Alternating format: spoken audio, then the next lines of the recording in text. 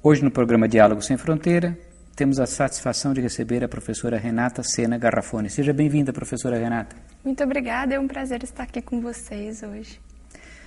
A professora Renata, ela é da Federal do Paraná, mas colabora também com a Universidade de Campinas num programa sobre o estudo da antiguidade e suas relações com a modernidade. Então, a primeira questão que gostaria de colocar a você é a relevância do estudo da antiguidade em pleno século XXI. Como se justifica isso? Atualmente a gente tem, é uma questão bastante debatida essa, né? Porque tradicionalmente o estudo da antiguidade ele ficava um tanto quanto deslocado do momento presente do pesquisador. Então parecia que o mundo antigo era algo fechado em si mesmo e o pesquisador ou o estudioso desse mundo antigo ele só trazia para o presente os principais aspectos como eles narrando os fatos como eles teriam acontecido. Hoje em dia há um grande debate em torno dessa questão de pensar por que isso nos é importante. Então a reflexão ela se modificou um pouco no sentido de pensar no que o nosso presente se aproxima com esses antigos, então o que poderia ser algum tipo de herança, ou ao mesmo tempo em pensar as diferenças com relação a isso, né, da organização cultural, política, econômica, que traça paralelos diferentes com o nosso momento presente. Você falou em herança, por um lado, e por outro lado, digamos assim, as diferenças que temos com relação a esse passado mais remoto, mais antigo. Agora, como é que nós podemos, estando tão longe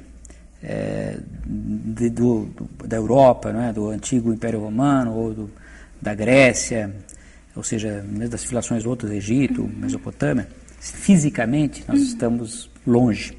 Como que nós, brasileiros, podemos ter acesso a esse tipo de informação? Existem várias maneiras diferentes, né? Eu acho que a principal de todas, de certa forma, continua sendo os estudos dentro das universidades. Mas o conteúdo de história antiga, ele é ensinado também nas escolas. Então, é uma maneira mais formal, né, do conhecimento mais formalizado, de você ter um diálogo com a sociedade mais diretamente. Por outro lado, o que a gente tem percebido, principalmente com os diferentes tipos de interação com as pessoas no grupo, é que se a gente se atentar, muitas pessoas têm diferentes tipos de informação a respeito desse mundo antigo, que não é restrito à escola. Então, muita coisa vem principalmente pelo cinema. Hoje em dia, as crianças sabem muito de jogos de computador, videogames, outras coisas relacionadas também a livros, né? Muitas histórias em quadrinhos, eles estão sempre se remetendo a povos da antiguidade. Então, é um processo que pensar essas diferenças entre o passado antigo e como que ele chegou aqui até nós é interessante porque a gente começa a perceber como muitos aspectos, seja do Egito antigo, da Grécia antiga, da Roma antiga, ela passa a fazer parte do cotidiano das pessoas sem que a gente menos espere, né? Então, nessa circunstância, eu acho que esse tipo de pesquisa, em tentar compreender, trazer isso à tona, ver a relevância disso, ou mesmo na arquitetura, em uma série de outros aspectos das cidades, por exemplo, é o que pode ser interessante para pensar como que, de repente, nós hoje damos outras vidas, ou coloca, de certa maneira, esse outro contexto, dá outra vida para esses antigos no nosso cotidiano, né? Um aspecto da sua resposta que me chamou a atenção é que você falou em mídia, como, por exemplo, filmes ou jogos, e muitas vezes as pessoas têm uma preocupação, principalmente os pais, com seus filhos que estudam, que você também citou aí justamente jogos de computador para jovens ou livros didáticos, ficam muito preocupados às vezes com a chamada veracidade daquilo que está sendo apresentado, se o filme está sendo fiel ao que realmente aconteceu, se não está havendo uma história distorcida. Então, do seu ponto de vista como uma estudiosa profissional, né, historiadora, arqueóloga do mundo antigo, qual a relevância disso, quer dizer, dessa questão, dessa preocupação que muitas vezes as pessoas têm com a chamada veracidade da representação que se faz do mundo antigo, num filme, por exemplo. Eu acho essa questão importante, que eu acho que também está no centro do debate disso que a gente chama de recepção dos antigos, né, no tempo presente. Porque, embora eu estou mencionando isso agora, há outros momentos na história que isso acontece, né? Por exemplo, se a gente olha as pinturas do século XIX, tem uma série de outros momentos que esses antigos retornam. Então, especificamente com relação aos filmes, que eu acho que é o que chega num grande público, e a pergunta sempre é essa: será o que é verdade, o que é mentira, o que aconteceu, o que foi inventado? Eu acho que é uma maneira, um primeiro passo das pessoas começarem a se posicionar criticamente diante dessa situação. Então a pessoa percebe que tem aspectos que são históricos e tem aspectos que seriam da parte da narrativa desse filme, né?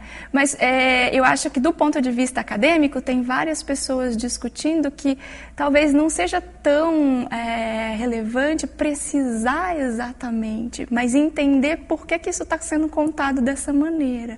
Então, da onde que vem essa tradição acadêmica, ou então da onde que vem essa tradição fílmica mesmo, porque em geral esses filmes eles se remetem a romances, eles se remetem a pinturas que as pessoas se conhecem, que quando elas veem aquelas imagens elas se lembram de outra coisa. Então, a questão de como a narrativa é construída é o que é um aspecto interessante também de pensar. Pelo que estamos entendendo, há uma certa relação entre essas produções modernas, no caso dos filmes, sobre a antiguidade, e a maneira como os modernos estão olhando a si mesmos e aos antigos, portanto, respectivamente. Seria mais ou menos por aí? Eu acredito que sim. E, ao mesmo tempo, eu acho que esse tipo de mídia, como ela é bastante... as pessoas gostam, né, bastante de ir ao cinema, ver esses filmes que, em geral, são mais filmes de aventura e de ação. Quer dizer, e muitos adolescentes, às vezes, fazem isso. Então, por um lado, você pode desenvolver essa reflexão crítica, que eu acho que isso é possível para qualquer pessoa, né, que vá ao cinema e queira começar a pensar um pouco mais.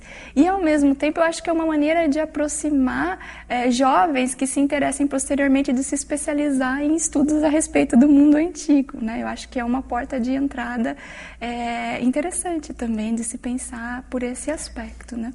Esse tema que você mencionou, do interesse dos jovens pelo mundo antigo, me leva à questão de que você é uma líder de um grupo de pesquisa do CNPq, justamente sobre antiguidade e modernidade, e creio que uma primeira observação que se pode ter a respeito disso é se há interesse por parte dos jovens nesse estudo, quais são as características desse interesse e quais as dificuldades e facilidades, quer dizer, como é possível estudar isso no presente momento, você que é líder de um grupo de pesquisa nessa área.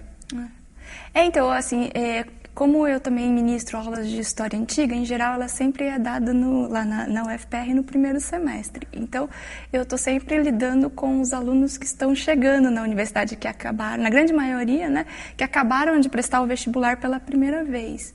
Aí, nesse contexto, eu acho que muitos que chegam vêm com essas ideias de história antiga que está muito relacionada a esse contexto, principalmente no que diz respeito ao Egito e muitas vezes ao Império Romano também. Então, é bem interessante porque vem um conhecimento, é isso que a gente tem percebido, né? Vem esse conhecimento formal, um pouco misturado com essas ideias que vêm pela mídia, né? Então, eu acredito que, em geral, são pessoas que, de alguma maneira, lidaram com esse conteúdo em outros contextos, seja por romances históricos, seja por meio da mídia, meio de literatura. Eles já vêm com uma bagagem. A grande maioria já vem interessada, eles chegam e querem estudar o Egito.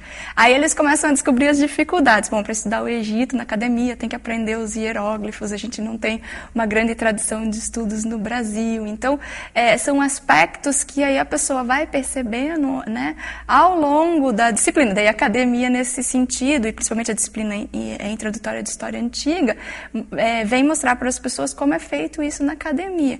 Então eu acredito que muitos que ainda seguem por esse caminho vão descobrindo que então tem outras maneiras de trabalhar, né, de aprender e de estudar esse mundo antigo. Então muitos ainda, mesmo assim, eles continuam, né? Mas aí desenvolvendo, entraria nessa segunda parte, que é desenvolvendo essa percepção crítica, né, de como que isso está sendo narrado também nas outras mídias. É uma questão que acho que se põe sempre aqui para se estudar uma civilização tão distante no tempo e no espaço, que eventualmente produziu literatura em línguas mortas, como o latim, o grego, você citou aí os hieróglifos, são muitas dificuldades.